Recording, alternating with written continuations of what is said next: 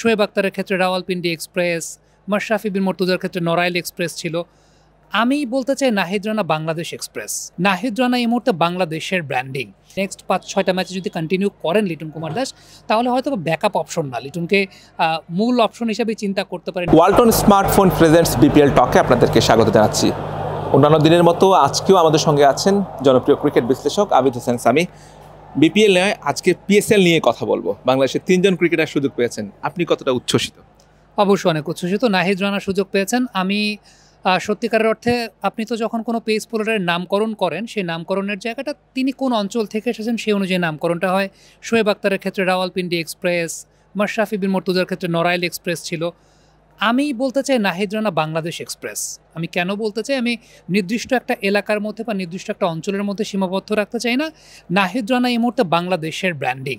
একটা সময় যেটা ছিল যে সাকিব আল হাসান, তাকে আমরা বিশ্বব্যাপী ফ্র্যাঞ্চাইজি ক্রিকেট খেলতে দেখলাম, সেটা বাংলাদেশের প্রতিনিধি হিসাবে তিনি খেলতেন তার প্রাইম টাইমটাতে। নাহিদ রানা ওই জায়গাটার দিকে যাচ্ছেন যে নাহিদ রানা বাংলাদেশেরই ব্র্যান্ডিং, এবং এত জোরে বোলিং তো বাংলাদেশের কেউ কখনো করতেন না। তো আমার কাছে মনে হয় যে তার নামের সঙ্গে চাঁপাইনবাবগঞ্জ এক্সপ্রেস, সেটা তো অবশ্যই চাঁপাইনবাবগঞ্জের মানুষ তাকে ভালোবাসেন, পছন্দ করেন, কিন্তু তার চাইতে আমি বলবো যে সেটাকেও ছাপিয়ে তার নামকরণটা হওয়া উচিত বাংলাদেশ এক্সপ্রেস। একদম ক্যারিয়ারের শুরুতেই পিএসএল খেলতে যাওয়া, যেটা পাকিস্তানকে বলা হয় যে পেসারদের স্বর্গ, যেখানে আসলে ওয়াসিম আকরাম, শোয়েব আক্তার আরও অনেক বড় বড় পেসাররা খেলেছেন। তো সেই জায়গা থেকে নাহিদ রানা ক্যারিয়ারের শুরুতে এমন একটা অভিজ্ঞতা, এটা তার ক্যারিয়ারের জন্য আসলে কতটা সহায়ক হবে?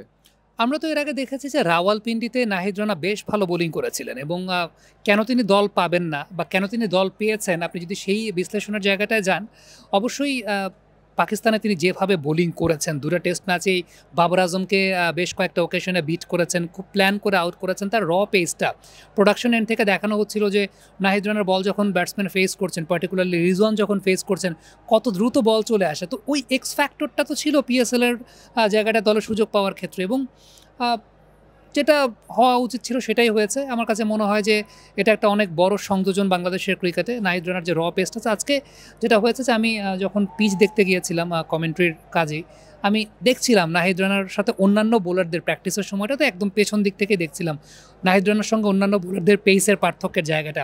আমি পিচ কিউরেটর যিনি আছেন বদিউল আলম খোকন, তাকে আমি জিজ্ঞেস করছিলাম যে এই বল খেলে কীভাবে ব্যাটসম্যান, মানে অন্যান্য বোলারদের বলটা তো আসলে দেখা যাচ্ছে, বোঝা যাচ্ছে যে ওকে ঠিক আছে এই বলটা হয়তো বা অফ ড্রাইভ করা যায়, এই বলটা অন ড্রাইভ করা যায়, কিন্তু নাহিদের বল দেখে এরকমটা মনে হচ্ছিল যে এই বলটা আসলে খেলে কীভাবে ব্যাটসম্যান। সো আমার কাছে মনে হয় যে নাহিদ ডিজার্ভস দ্যাট অপরচুনিটি, এবং যদি তিনি ম্যাচ পান, আমার কাছে মনে হয়, বা যদি খেলার সুযোগ তিনি পান, বাংলাদেশ ক্রিকেট বোর্ড যদি এনওসি দেয়, অবশ্যই এটা একটা ভালো সুযোগ বাংলাদেশের জন্য। রিশাদ হোসেন তিনি যেই দলে খেলবেন পিএসএলে, সেই দলের ক্যাপ্টেন শাহিন শাহ আফ্রিদি। একই দলে বরিশাল বরিশাল দুজন ছিলেন, ড্রেসিং রুম শেয়ার করছেন। আপনার কি মনে হয় না যে আসলে আফ্রিদির সঙ্গে রিশাদের ড্রেসিং রুম শেয়ার করা, এটা আসলে তার দল পাওয়ায় কোনোভাবে প্রভাবিত হয়েছে? কমিউনিকেশন তো একটা অনেক বড় ব্যাপার। দেখেন, আমাদের বাংলাদেশের প্লেয়ারদেরকে আমরা আইপিএলের মঞ্চে বা ফ্র্যাঞ্চাইজি ক্রিকেটের মঞ্চে দেখতে পাই না কেন খুব বেশি, তার পেছনে অন্যতম বড় কারণটা হচ্ছে বাংলাদেশের কোচিং স্টাফ খুব বেশি আইপিএল বা সিপিএল বা এই ধরনের ফ্র্যাঞ্চাইজি লিগগুলোতে থাকেন না।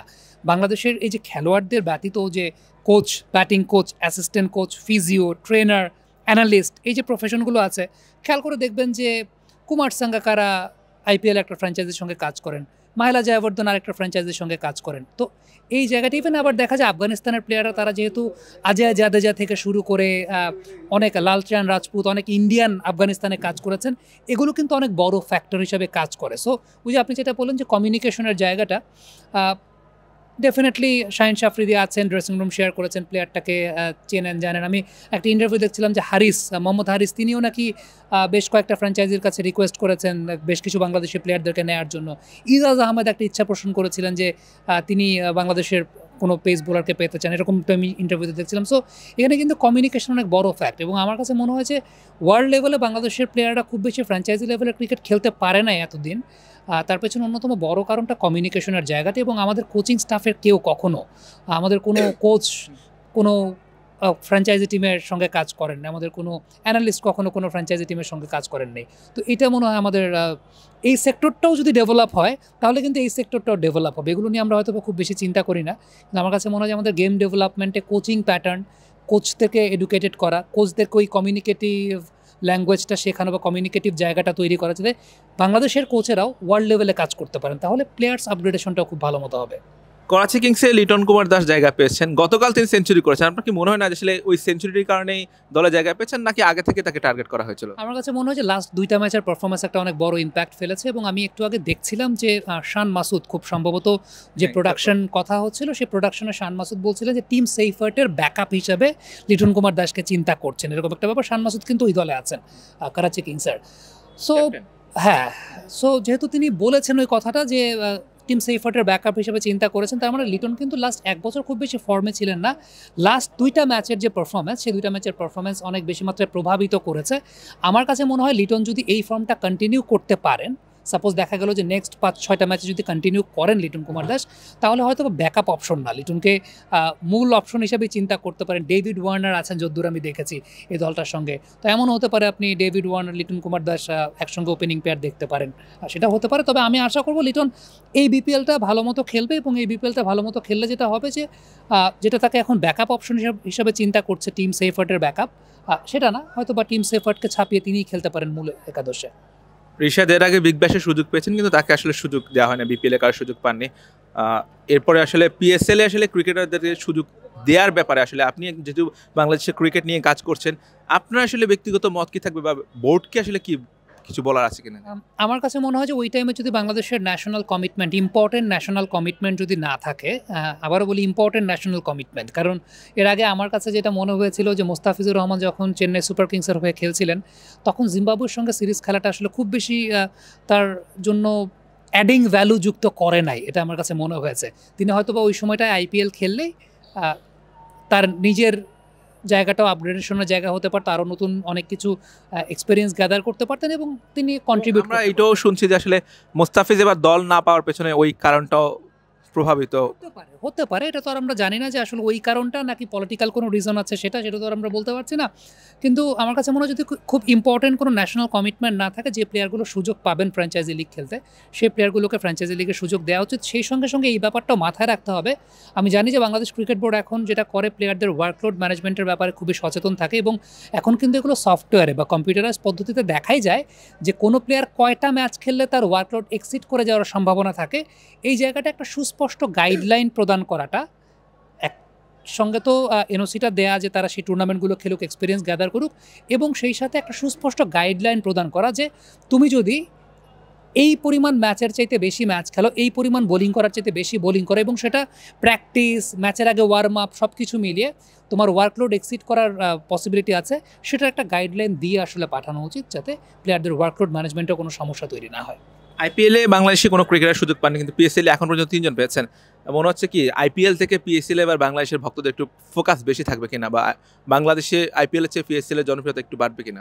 অবশ্যই পারবে, অবশ্যই পারবে, সেটা তো কোনো মানে দ্বিতীয় কোনো অপশন আসলে নাই। আপনি দেখেন যে আইপিএলের জনপ্রিয়তা বাংলাদেশের এই প্রান্তে সাকিব আল হাসান যখন আইপিএলে প্রথম দল পেয়েছিলেন এবং নিয়মিতভাবে যখন তিনি খেলছিলেন, তখন থেকেই কিন্তু জনপ্রিয়তার মাত্রাটা অনেক বৃদ্ধি পাওয়া শুরু করেছিল। আগেও রাজ্জাক ভাই শুরুর আসরে, আশরাফুল ভাই তার পরবর্তী আসরে খেলেছেন, কিন্তু যে পরিমাণ ক্রেজ, আমি নিজে ব্যক্তিগতভাবে তখন রেডিওতে কমেন্ট্রি করতাম যখন সাকিব আল হাসান বা মোস্তাফিজুর রহমানরা ইনিশিয়াল ডেজ আইপিএলে খেলতেন। একটা বিষয় কিন্তু সবসময় দর্শকরা এসএমএস করতেন, সেটা আসতো, ভাই আজকে কি মোস্তাফিজ খেলবে, ভাই আজকে কি সাকিব আল হাসান খেলবে। ওই যে কলকাতা এবং হায়দ্রাবাদের খেলা থাকলে সবার ওই জায়গাটার প্রতি একটা আগ্রহের জায়গা, একটা আমার কাছে মনে হয় এইটাও কমার্শিয়াল পয়েন্ট অফ ভিউ থেকে কিন্তু দলগুলো চিন্তাও করে, অনেক বেশি মাত্রা চিন্তা করে যে আপনি কোন দেশের কোন মার্কেটটা আপনি ধরতে পারছেন বা অডিয়েন্স বেসটা আপনি ধরতে পারছেন। সো ডেফিনেটলি পিএসএলের ম্যাচগুলোর দিকে একটা বাড়তি ফোকাস থাকবে যদি বাংলাদেশের প্লেয়াররা থাকে। ক্যারিবিয়ান প্রিমিয়ার লিগেও বাংলাদেশের অনেক প্লেয়ার খেলেছেন, কিন্তু সেটা আমার কাছে মনে হয় যে টাইমিংটা আসলে একেবারে ভোরবেলা যেহেতু শুরু হয়, যে কারণে খুব বেশি বাংলাদেশের মানুষের কাছে পৌঁছায় না জিনিসটা, কারণ সকালবেলা অফিসে যেতে হবে, কর্মযুদ্ধে যেতে হবে, সেই জায়গাটা সেই বিলাসিতা বা লাক্সারি থাকে না যদি না বাংলাদেশ ক্রিকেট খেলে। তো পিএসএলের টাইমটা যেহেতু আমাদের সঙ্গে একদম রিলেভেন্ট, সো আমার কাছে মনে হয় যে সেদিকে একটা লক্ষ্য থাকবে। তবে আপনি কি জানেন যে ওয়ালটনের মোবাইল জেন X1 এর দাম 11,999 টাকা, তার ডিসপ্লে সাইজ কত? 11,999 টাকা। ছোটই হওয়ার কথা, মানে ছোটই হবে না আসলে এটা ডিসপ্লে সাইজ 6.6 ইঞ্চি এবং ভিন নস ডিজাইনের আর কি। এছাড়াও আসলে এটাতে 8 জিবি র্যাম রয়েছে, যেটা আসলে অন্যান্য মোবাইলের চেয়ে দামের চেয়ে আসলে এটা অনেক বেশি ভালো। 11,000 টাকাতে আপনি এরকম ডিসপ্লের কথা বলছেন, আবার সেই সাথে বলছেন যে 8 GB র্যাম। মাশাআল্লাহ, মাশাআল্লাহ। আমার কাছে মনে হয় যে আমি সাজেস্ট করব যারা একটু বাজেট ফ্রেন্ডলি স্মার্টফোন কিনতে চান। আমরা আবার একটু বিপিএল প্রসঙ্গে আসি। পারভেজ হোসেন ইমন চ্যাম্পিয়ন্স ট্রফিতে দল পাওয়ার পর শুধু ওইটা নিয়ে সবচেয়ে বেশি সমালোচনা হচ্ছে। ইমনের বিপিএল এর পারফরমেন্সটাও এবার খুব বেশি ভালো না, এবং সবশেষ ম্যাচেও কিন্তু তিনি ভালো করতে পারেননি। আসলে কি মনে হয় শেষ পর্যন্ত আসলে ইমনের জায়গাটা চেঞ্জ হবে কিনা? ইথিক্যাল জায়গা থেকে তো সেটা হওয়া উচিত না। আসলে একটা প্লেয়ার যখন সুযোগ পেয়েছেন, সুযোগ পাওয়ার পরে তাকে আবার যদি পরিবর্তন করা হয়, ইথিক্যাল জায়গা থেকে ব্যাপারটা উচিত না। কিন্তু অতীতে এরকম ঘটনা ঘটেছে। মোহাম্মদ সাইফুদ্দিন, তাকে কিন্তু টি-20 ওয়ার্ল্ড কাপের দলে রাখা হয়েছিল, প্রাথমিক দলে। পরবর্তী সময় বৃহত্তর স্বার্থে তানজিম হাসান সাকিবকে নিয়ে যাওয়া হয়েছিল, এবং তানজিম সাকিব কিন্তু সে আস্থার প্রতিদানও দিয়েছিলেন। এবং সেখানে দেখা গেছে যে তানজিম সাকিবকে যেহেতু নেওয়া হয়েছিল, তখন কথা হচ্ছিল যে ওকে, তানজিম তো আস্থার প্রতিদান দিতে পেরেছেন। সো ওই যে টিম ম্যানেজমেন্ট বা কোচ, তারা যে চিন্তা থেকে তানজিম সাকিবকে নিয়েছিলেন, তখন তো প্রমাণিত হয়েছিল যে okay, they thought the right thing. তো এই জায়গাটা এখন পারভেজ ইমনকে ইনক্লুড করা হয়েছে। ইথিক্যালি এটা কখনোই উচিত না যে আপনি উইদাউট এনি রিজন আপনি কোনো একটা প্লেয়ারকে দলে নিয়ে তাকে এক্সপেরিমেন্ট না করে দল থেকে আবার বাদ দিয়ে দিবেন কোনো কারণ ছাড়া। কিন্তু যদি আবার হয় এরকম হয় যে বৃহত্তর স্বার্থে, যদি কোচ মনে করে, টিম ম্যানেজমেন্ট মনে করে, ক্যাপ্টেন মনে করে যে আমার এই মুহূর্তে আমি এই প্লেয়ারটাকে দেখছি খুব ভালো টাচে আছে, তো আমাদের স্কোয়াডে যে এরকম ছিল, তো আমরা সেখানে পরিবর্তন চাই, সেই বৃহত্তর স্বার্থে, সেক্ষেত্রে হলেও হতে পারে। তাহলে কি লিটনের আশাটা আমরা ধরে রাখতে পারি যে, যেহেতু বাংলাদেশের ক্রিকেটে বা এমনই ঘটনা আরও বহুবার ঘটেছে, তাহলে এবারও ঘটতে পারে কিনা, লিটন আবার আইসিসি চ্যাম্পিয়ন্স ট্রফির দলে ইনক্লুড হতে পারেন কিনা? কাগজে কলমে তো সম্ভব, কাগজে কলমে সম্ভব। সেটা হচ্ছে আগামী ফেব্রুয়ারি মাসের 12 তারিখ পর্যন্ত, দিবাগত রাত পর্যন্ত এটা কাগজে কলমে করা সম্ভব। এখন সেই জায়গাটা আবারও বলছিলাম যে ইথিক্যাল জায়গা থেকে তো সেটা আসলে উচিত না। আপনি কেউ যত বড় প্লেয়ারই হোক আর কেউ যত ছোট প্লেয়ারই হোক, কোনো একটা ছেলেকে একবার একটা ভরসা দেওয়া যায়, ওকে তুমি ন্যাশনাল টিমে আছো, তুমি একটা টুর্নামেন্ট খেলতে যাচ্ছ, এরপর আবার হঠাৎ করে উইদাউট এনি রিজন তাকে বাদ দিয়ে দেওয়াটা, যতই অন্য যে কেউ ভালো পারফর্ম করে আসুক না কেন, এটা ইথিক্যালি ঠিক না। কিন্তু সম্ভাবনাটা আছে, এর আগে অতীতে ঘটেছে, সাইফুদ্দিনকে বাদ দিয়ে তানজিম সাকিবকে নেওয়া হয়েছিল। সো সেই জায়গাটায় যদি বৃহত্তর স্বার্থ মনে করে team management, coach, captain, team management মনে করে, আমার মনে হয় তারা বেটার বোঝেন এই জায়গাটা আমার চাইতে।